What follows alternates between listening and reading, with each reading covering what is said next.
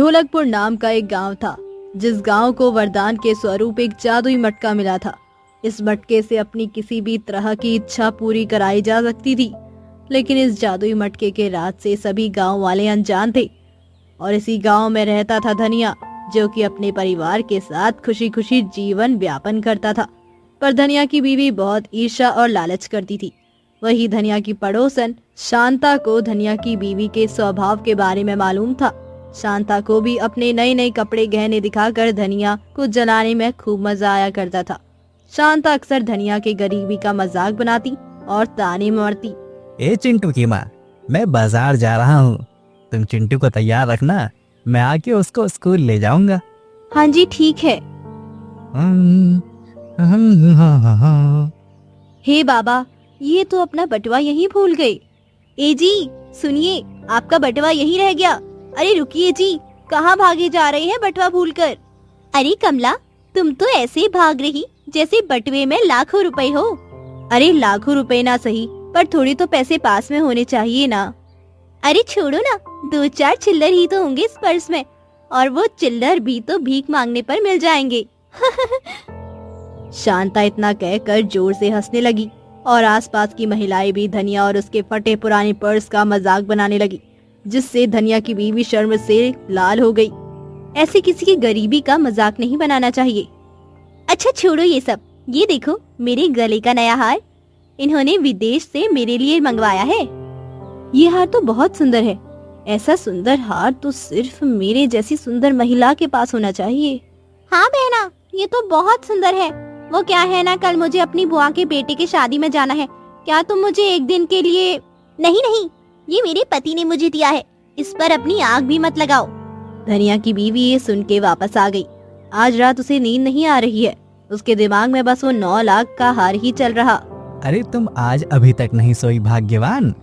नींद नहीं आ रही क्या? नहीं जी, पता है आज शांता ने एक हार दिखाया, इतना सुंदर कि बस क्या बोलूं। जैसे ही उसने हार अपने गले में लगाया, इतनी सुंदर लगने लगी ना वो। हार उस पर खूब जच रहा था। तब तो तुम पर और जचेगा।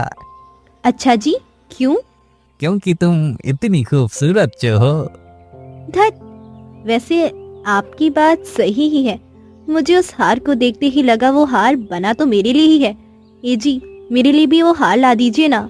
अरे तुम्हें हार की क्या जरूरत, तुम ऐसे ही बहुत सुंदर हो। ऐसे बातें ना बनाइए, मुझे वो हार चाहिए और कैसे भी चाहिए। इतने पैसे नहीं है मेरे पास, बंद करो ये सब जिद और सो जाओ। वो हार मेरा है, मैं अपनी हक की चीज लेकर रहूंगी। इतना कहकर वो मटका लेने के इरादे से शांता के घर गई। उसने देखा शांता एक मटके लेकर उस मटके से बात कर रही थी। जब तक ये मटका मेरे पास है, तब तक मैं कुछ भी पा सकती हूँ। ऐसे बोल वो मटके को एक पानी से भरे गमले में डालती है और एक हार मांगती है। मटके में से एक हार आ जाता है। अरे दैया, तू ये मांजरा है।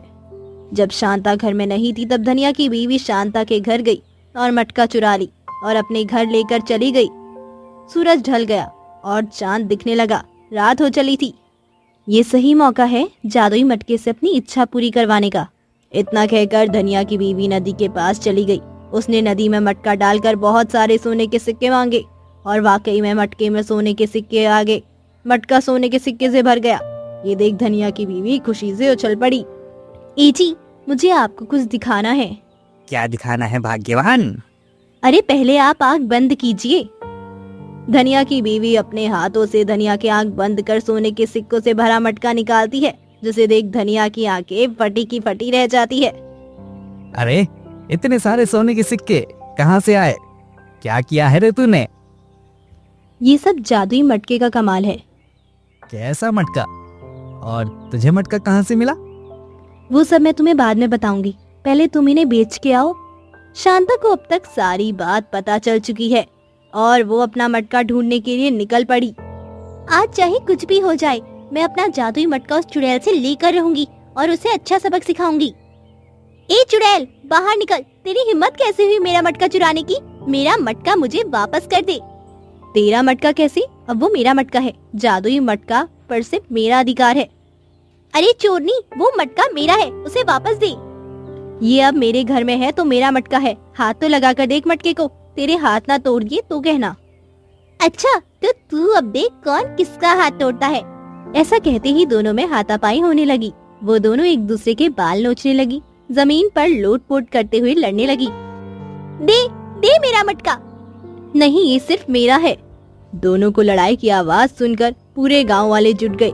सभी गांव को मटके के जादू के बारे में पता चल गया और सारे गांव वाले आपस में लड़ने लगे। अल्लाह मुझे दे, नहीं नहीं, ला मुझे दे, ये मुझे दे।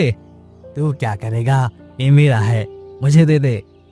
रुको सब, तुम सब गांव वाले लालची हो। तुम लोगों ने मेरा सही इस्तेमाल नहीं किया है। तुम लोग चाहते तो मेरी ताकत से कई अच्छे काम कर सकते थे, पर तुम लोगों ने सिर्फ अपने बारे में सोचा। अब मैं यहाँ और नहीं रुक सकता, मैं जा रहा हूँ। मैं वहां ही रह सकता हूँ जहाँ मेरे जादू से लोगों की भलाई हो, समाज में सामंजस्य प्यार बढ़े, न कि मेरी वजह से लोगों में विवाद हो। ऐसा बोलते ही मटका गायब हो गया और धनिया शांता के घर से भी वो सारी चीजें गायब हो गई जो उन्होंने मटके से मांगी थी। हमें हमेशा अपने स्वार्थ को त्याग कर खुद के पहले समाज के बारे में सोचना चाहिए। अगर शांता और बाकी सब गांव वाले भी ऐसा सोचते तो एक एक करके सबकी इच्छा पूरी हो जाती और जादुई मटका भी नाराज होकर नहीं जाता। इसलिए हमें हमेशा एकजुट होकर प्यार से रहना चाहिए, एक दूसरे से कतई हिंसा भाव नहीं रखना चाहिए।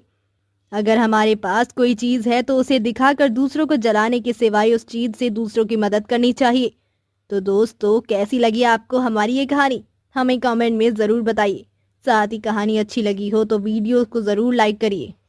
साथ ही ऐसे और कहानी के लिए चैनल को जरूर सब्सक्राइब करें ताकि ऐसी कहानियां आप तक सही समय पर पहुंच सके।